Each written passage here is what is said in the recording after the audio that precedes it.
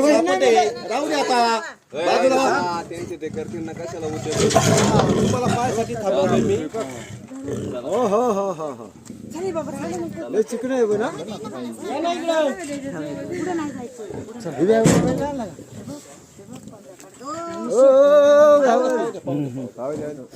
Wow काय भारी ना दिसायला भारी एक नंबर बाहेर आले मुंबईच्या अशी खामगावची वागी नाही कोंबडे खातो का प्रमाणात दिसत आहे खामगाव गावामध्ये. तरी सर्व नागरिकांनी सतर्क राहावे. आता मागच्या आठवड्यात गुंडवाडी या ठिकाणी एक बिबट्या जेलबंद झाला होता आणि आज आपल्याच गावात खामगाव परिसरात अजून दुसरा एक बिबट्या जेलबंद केलेला आहे. खऱ्या अर्थाने वन विभागाला यश मिळालेलं आहे.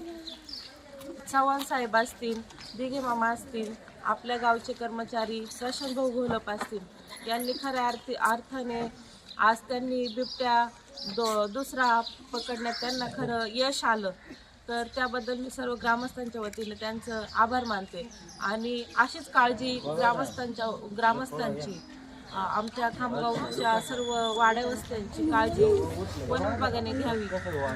आणि सर्व ग्रामस्थांना माझी कळकळीची विनंती की आपल्या ह्या भागामध्ये जास्त मोठ्या प्रमाणात बिबट्याचा वावर होत आहे, तरी रात्री अपरात्री सर्वांनी काळजी घेऊनच बाहेर पडावे.